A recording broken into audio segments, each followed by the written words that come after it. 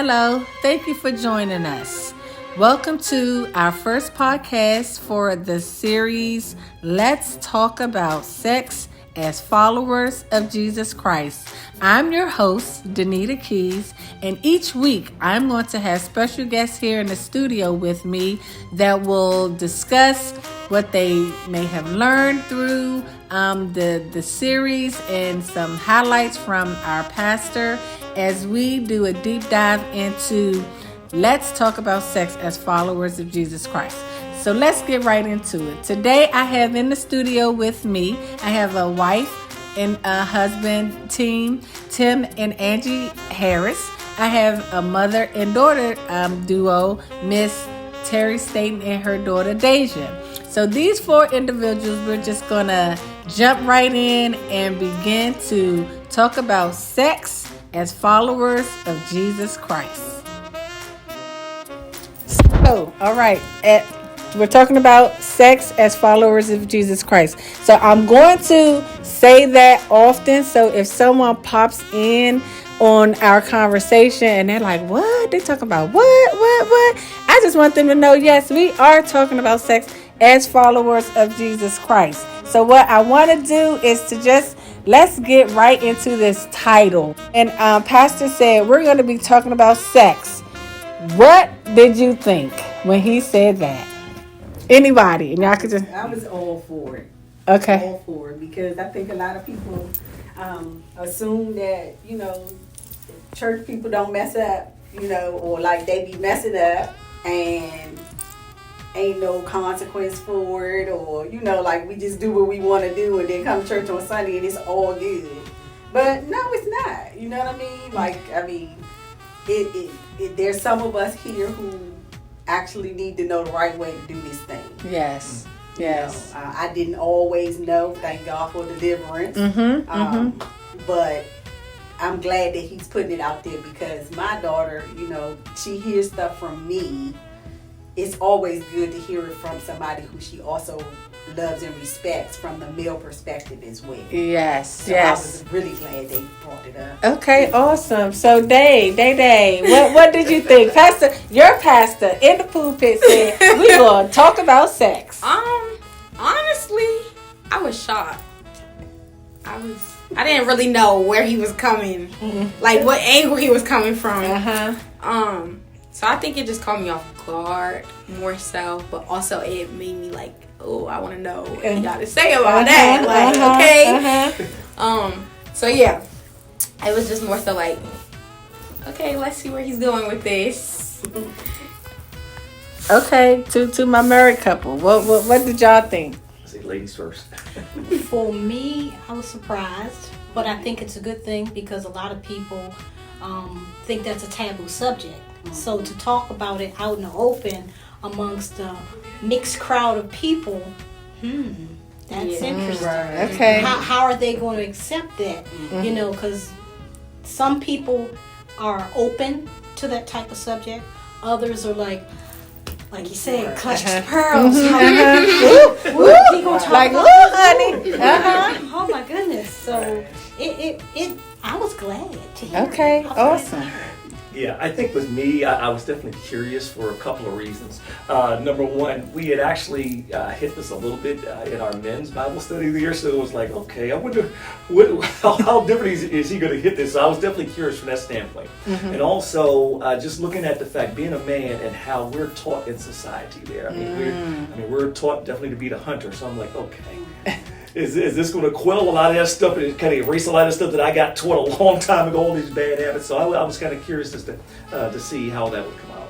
Okay, awesome. And so today was the first installment of the series, and I'm going to give you the title. So today's title was Seeing Sex God's Way. And his scripture reference came from Genesis 2:18 and 25 through 25. So he gave us 4 C's. So the first C, and I'm just going to go through the 4 C's, and then we're going to double back and stop on one. And anyone that has something, oh my goodness, that was profound on that C, you can share. And also for those who are listening, you guys just jump in there in the comments section. Put some comments in there. Tell us what you think. Tell us what you may want to hear when we join you again next week. Okay, so first point, first C, actually, I'm sorry, companionship. Second C was comfort. Third C was conception. And fourth C was completeness. And so through those 4 C's, we had companionship, comfort, conception, and completeness. Towards the end, he gave us 4 more things that we wanted to kind of look for when we're in these relationships. So spiritual connection, intellectual connection, emotional connection, and physical connection. So those were just my takeaways, like, so y'all can kind of know. But even after you guys finish listening to us, I invite you to go to our YouTube page and check out the entire message for today. So let's get right here on the first point. Point 1, companionship. So when I saw the first point and when I looked at companionship, immediately as a single person, I thought, okay, so I'm kind of discounted because I'm single. I don't have a companion. So what was it that, like, how did you feel when that's the very first C? What was one of the things? Yeah, companionship. Oof. Okay, so first of all, I'm pretty open about my life because I feel other people can learn from it. Companionship definitely is one of those points that I definitely had to give him a good clap for, because I've been married 3 times, and in three marriages I was not in good companionship with any of them. Like, it was, I guess it didn't start out really. It started out good, but then eventually I was like, we don't even, connect. Like, you know what I mean? Like in certain ways. But fast marriage will get you that. Not taking your time and getting to know the person. And see if it's if we can actually blend it and make a good life, be happy together. Yes. So companionship was really good for me. Okay. And okay. I'm single, Yeah. so Yes. Yeah. I'd like to kind of piggyback off her. I mean, I've been married before, and definitely companionship, I did not have that whatsoever. It's like, what was that? And with Angie, I'll give you an example. I'm pretty open. She and I can wake up at like 2 o'clock in the morning, and we're talking and giggling and all that sort of stuff as if it's 12 o'clock at noon, right? That's a special connection we have that I did not have, in my previous marriage there. And it's, it's something that's probably underrated there, companionship, but definitely it's definitely key to marriage, and I think that's one of the things that definitely keeps us going as a married couple. Awesome. For me, I enjoy the companionship that my husband and I have, because before that, in the wrong kind of relationships, the companionship kind of sucked. Yeah. No friendship, everything was an argument, and it was just like dealing with a person that was more so on the selfish side. So that takes away a lot from companionship.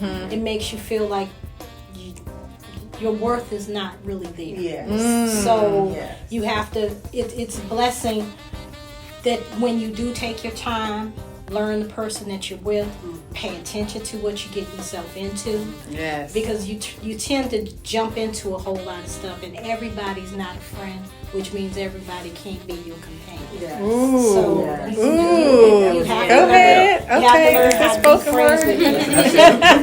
Snap on that. Experience is a beast. Yes, It's I a love beast. it. So, companionship, that was interesting. I could sure have learned to use this way. Listen, and Oh my goodness, I couldn't. exactly. So I think that companionship stood out to me because I'm much younger than you guys. However, I've experienced a lot of things in life. Being like, I'm only 20, but I've experienced a lot that has made me sometimes feel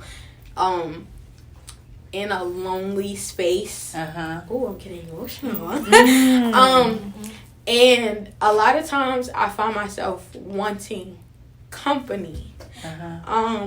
But because of traumatic situations, I find company and companionship in the wrong people. Yeah. And I think that taking time to myself over the course of a year from my last relationship, it has shown me that it's okay to sometimes be alone. It's okay to, like, sit with yourself and get to know yourself, because eventually the right person will come around and that companionship will be genuine, it will be pure.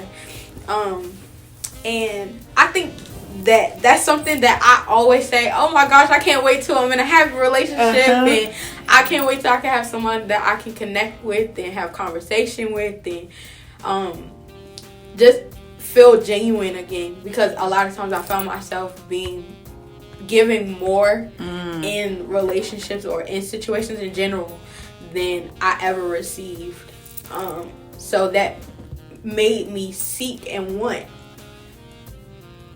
that so much that I got the wrong attention. Right. If that makes sense. Yes. So companionship definitely stood out to me. Yes. Thank you so much for sharing.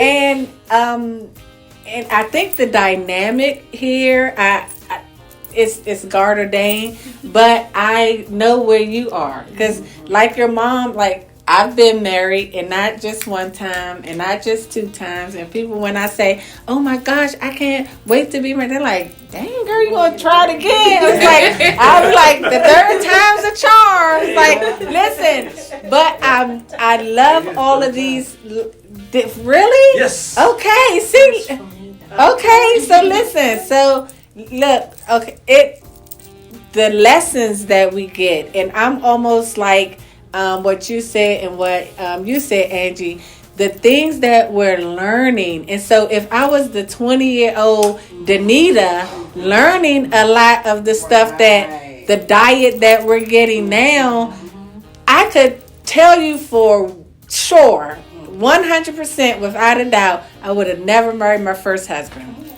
Never. Okay. And you know how they say never and never. That I can say I would have never married him. But then I doubled back, because the blessing out of that relationship was my son. And so, but the problem with that was my son was here before the marriage. So I'm saying it. I had my son out of wedlock. Okay.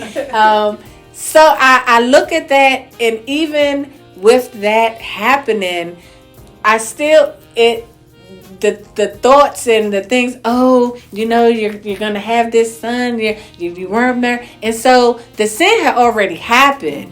And so trying to make it look good to say now this person is my husband, who no more wanted to be a husband to me as he wanted to be the boyfriend or whatever that situation was. And so the companionship piece for me, I'm like, oh my goodness. And I look at where I am now, and I'm saying, oh, I'm a single woman, but I am so full in the relationships that I do have with my sister friends and with my girlfriends and my church family friends. And so I almost think, no, I don't think, I know. That's why I try to stay so busy.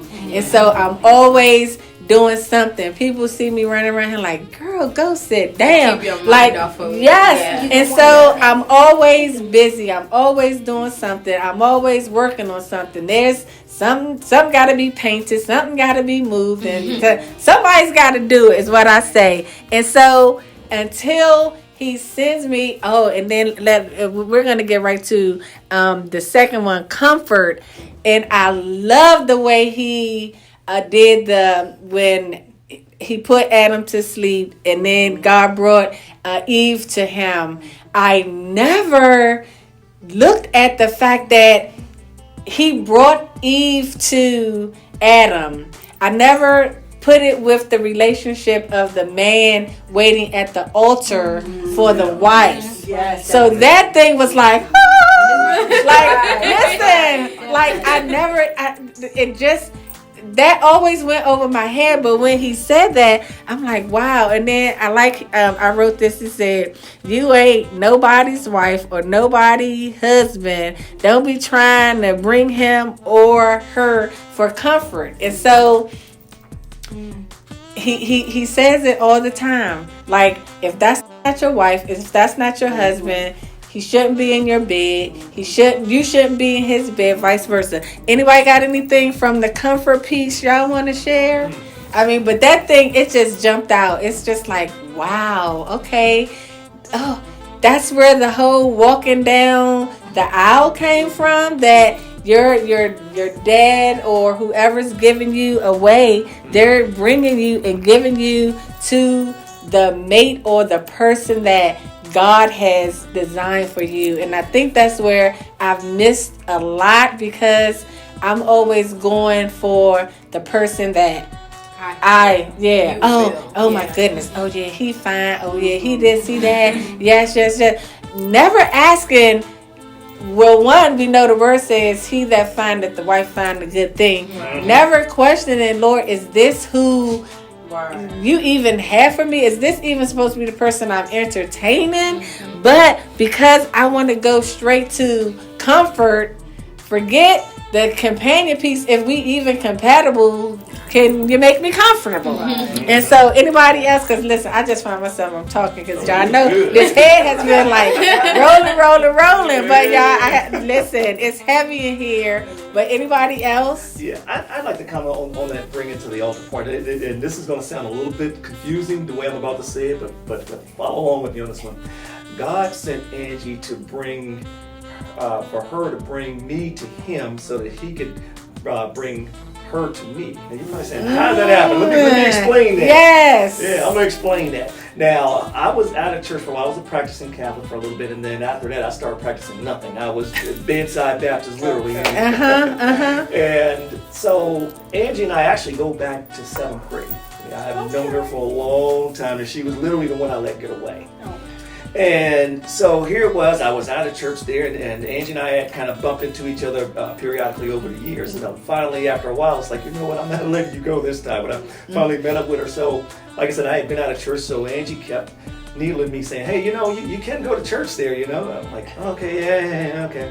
And, it's like at Edgewood, I would take her to Edgewood. I would drop her off. I would pick her back up, because for a while, I wasn't coming inside the church. I don't know if you knew that part about it. So, she in her soft way kept needling me, saying, yeah, Pastor, he's a guy's guy. That's the way she put it to me. And she kept on to finally, I got into church there. Only to realize later on, not only did I need church, but I needed her as my mother. God gave her to me.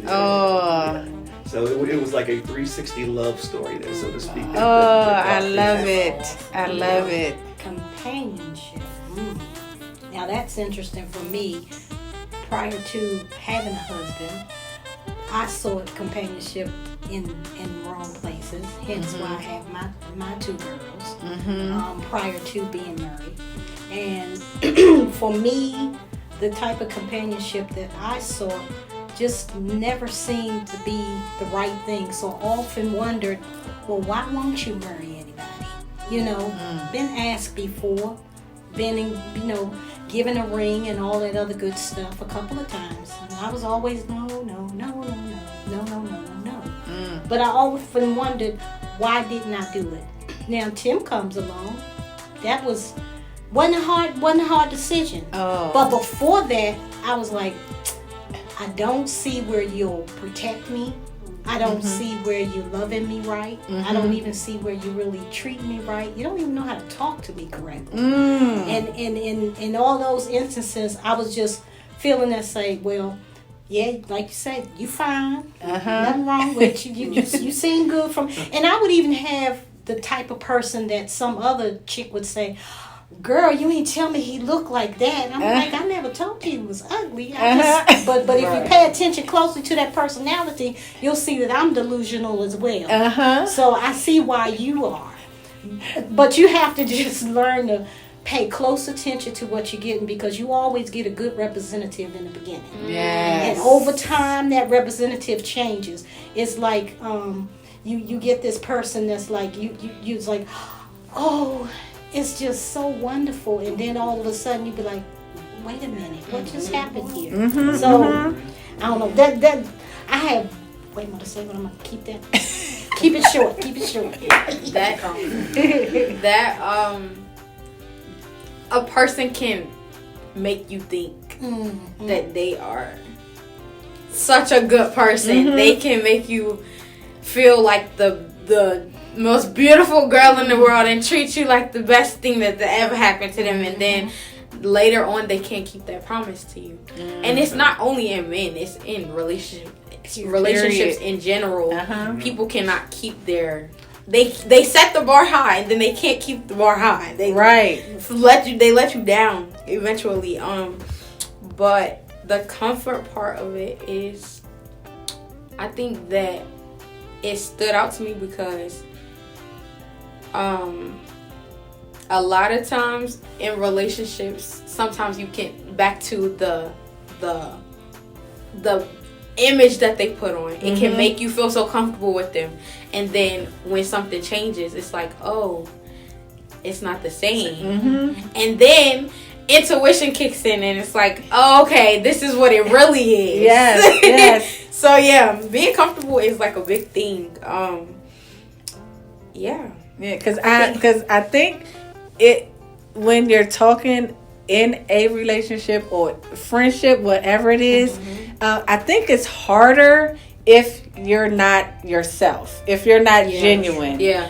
Because if I'm something else, I'm going to have to remember 2 weeks later who that something else that I was. And so now I'm like, okay, did I tell them I was like 160 pounds? Or did I say I was 175 pounds? You know? And so that the authentic self is going to be who they are, regardless, because I'm Denita. I'm me. You take it, you leave it. Hey, I got big feet. I wear size 11.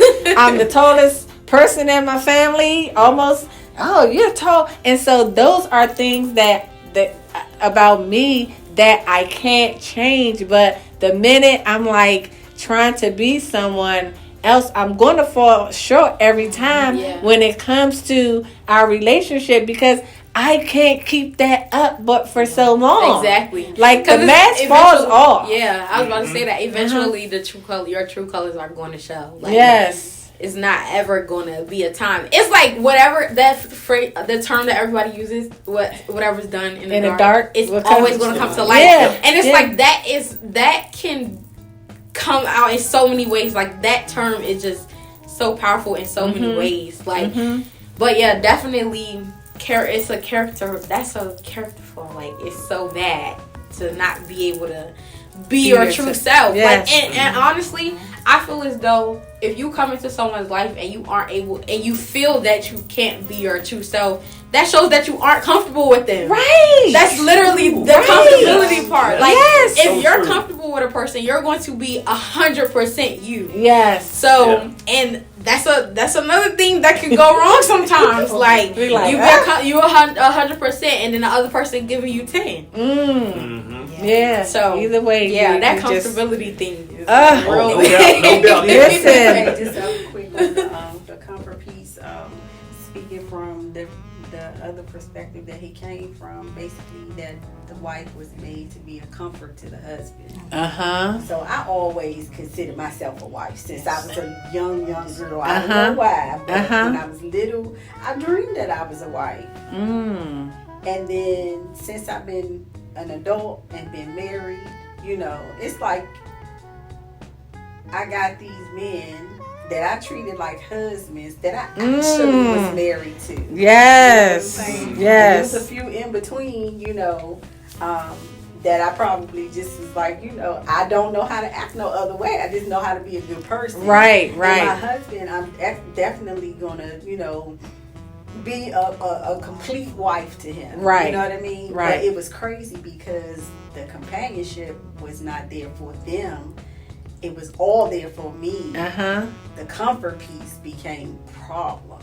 It's okay. like, okay, so how can I be a comfort to you when I don't even know who you are? Right. Like it's like sleeping with the enemy Uh-huh. type thing. You know what I mean? Yeah. So Wow. and I'm like, how do I continue in this thing like this? Yeah. So the third one was enough for me. Yeah. But then I found myself in a relationship which was not like a serious connect. Well, we connected with no words. You know what I'm saying? So I was a comfort piece to him. Right. A comfort piece to me, but we didn't have the Christ in it all. Right. The spiritual piece wasn't there. It's like, what is wrong with you? Like, how do you expect that you'll actually find your husband? That your husband will actually come to you and keep taking on the spirit of this man. Ooh. He can't. You're gonna have to find a way to cut him off. Yeah. Like cut him off. And it was Uh-huh. crazy because it was just a big convenience. Wow. You know what I'm saying? Uh-huh. Oh, I don't have to talk to you if I don't want to for 2 weeks, 3 weeks, or 4 months. It don't matter. If I call you, I can just call. It ain't no problem. Right. If I want to go to the movies, no problem. If I want to go out to dinner, like we did everything like a couple, but there was no Connection. official. Right. Right. And then I started thinking to myself, like, so you have a girlfriend, but I can't be your girlfriend. But yet we do all the things that a boyfriend, girlfriend, husband, wife should be doing. You know what I'm saying? So I had to check myself on that. Yeah. And once I checked myself, I just realized like it is in me to be a wife. But until I find a man who I'm compatible with, who I feel it like the Lord gonna have to put it in my face for real. Yes. This is him. Yes. You Yes. know what I mean? Yes. That comfort piece was serious for me because I take marriage serious. Right. You know Right. what I'm saying? And so. That was hot for me. No, my new thing is he's gonna have to love me like Christ loved the church. Pastor did a he preached on that before, and now everything is like, oh, he better love me like Christ loved the church. Like, what does that look like? And so seeing what it looks like and seeing examples of men who love God, and so what does that love look like? Because he went to the cross. That's the kind of love. Right. That's you going to that cross? Yes. Listen, you going to that cross or what? And so I always look at that, and I'm always saying, almost back to what you kind of was saying.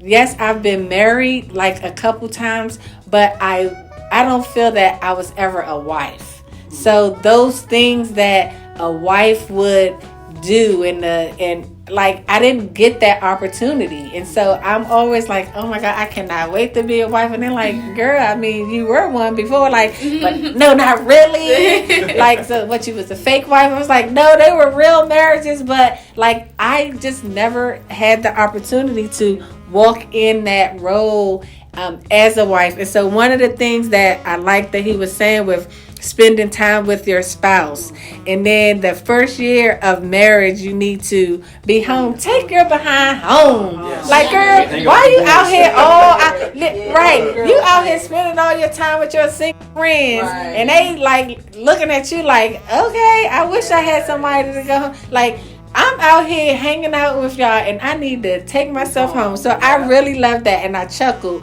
because even in my circle now, I do have some married friends, but for the most part, a lot of the people that I hang with are single. And I always tell them, and even at work, and even with everything that I'm doing in ministry, like, I feel that this is my prime. Like, I'm doing all of this, and I'm heavy in ministry, and I'm saving the world, but when he finds his good thing and he puts this ring on it, y'all gonna be like, dang, where Denita at?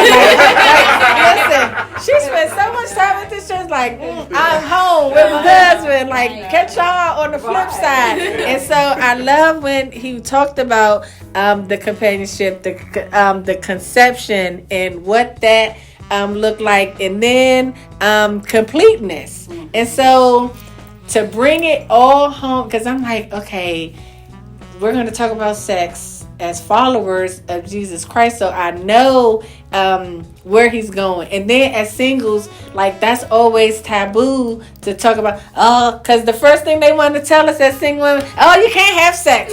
Like, tell me some other stuff that I can do. Like, and so when he started talking about it as followers of Jesus Christ, so I can't wait to kind of see where he goes week after week, because as we know, the man can exegete a passage and he can put a whole nother spin on it or a different light on it, and like be like shining, like, what? Okay, I never thought about it that exactly.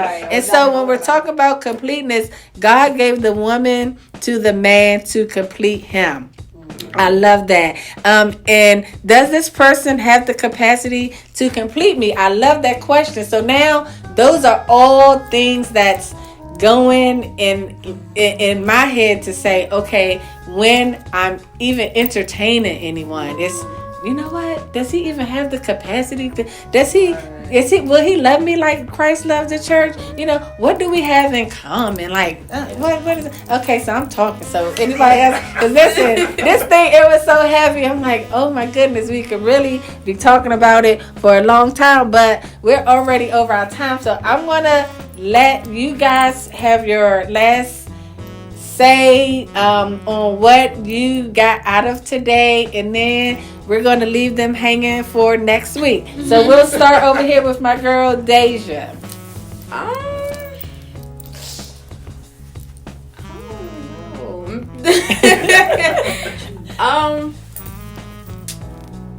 I guess ultimately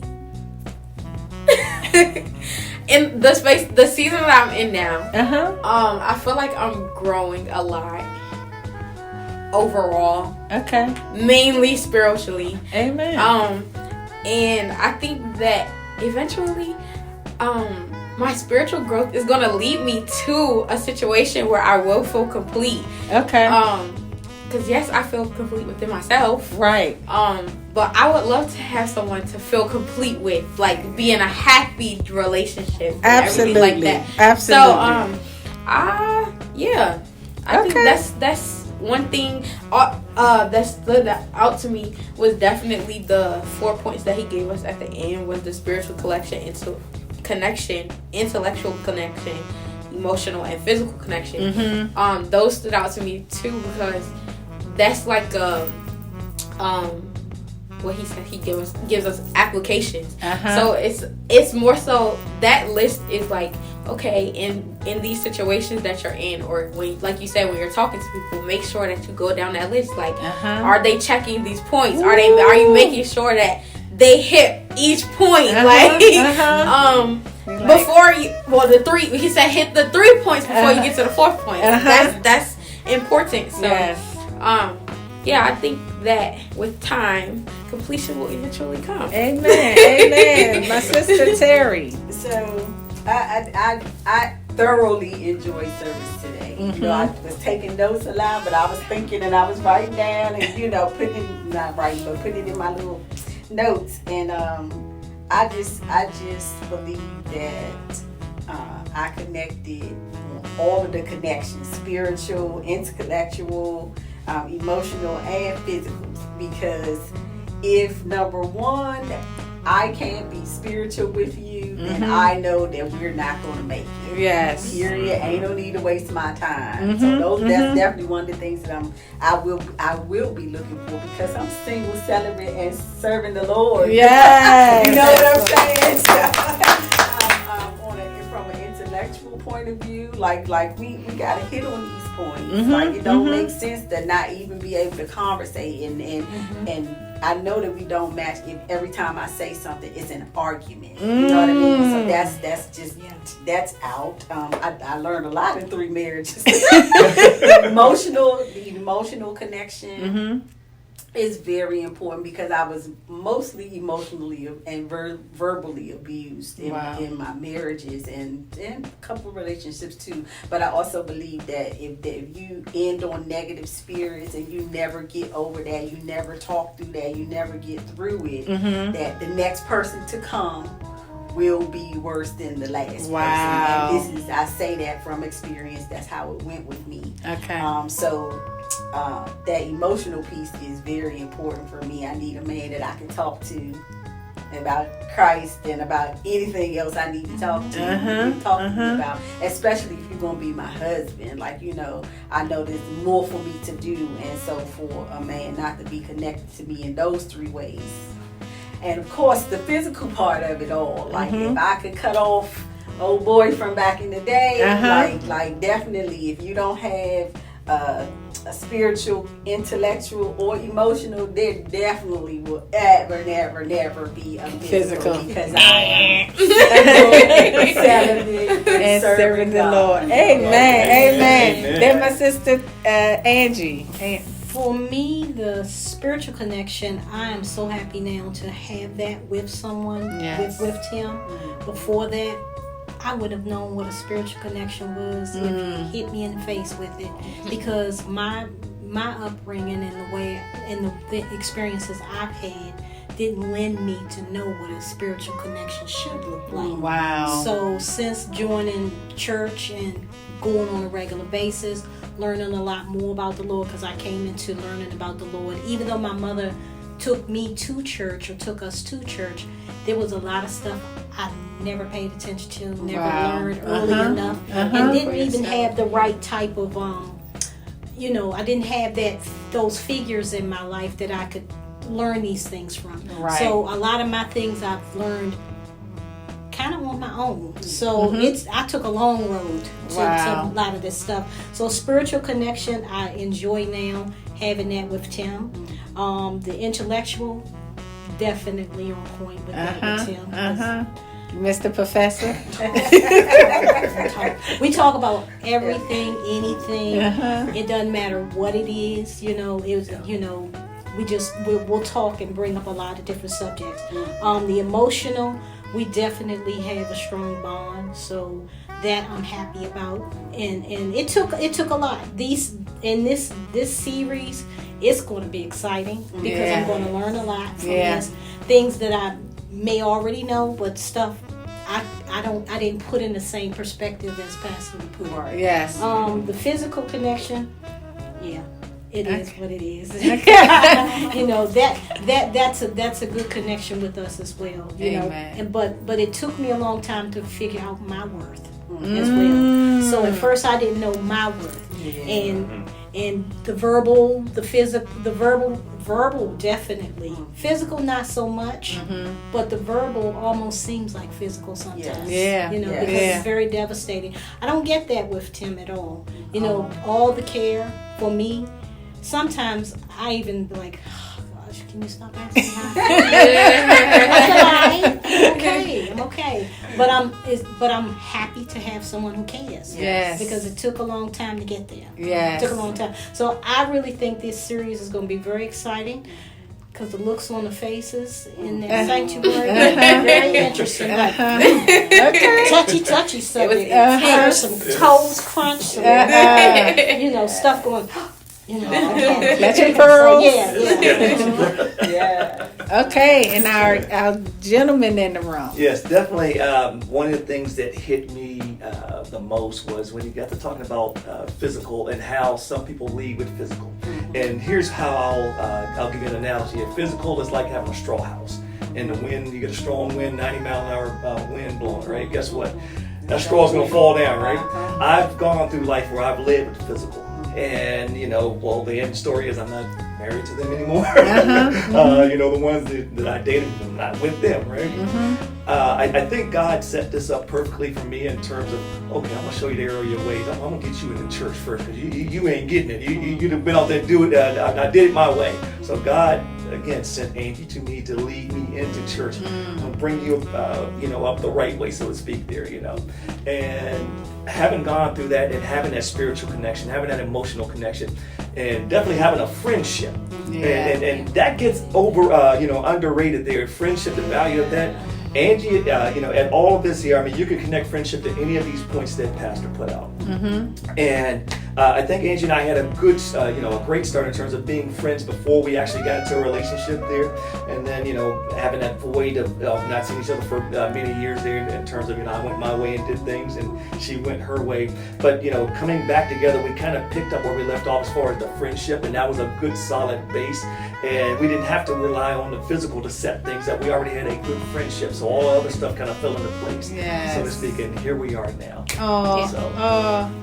God, because we have some great examples, right? Yes, definitely with you all, and then just past them first ladies as well. Yes. I watched them, and not that I sit back and I watch the good marriages, because I'm gonna tell you I'm a happy husband, but I watch people in marriage, and see how they work. You know what I'm saying? And saying to myself, like, yeah, why didn't I have that? Right. But at the same time, it's like, be patient. Yes. He got one that's designed just for you. Yes. The funny thought is I did not have that as an example at all.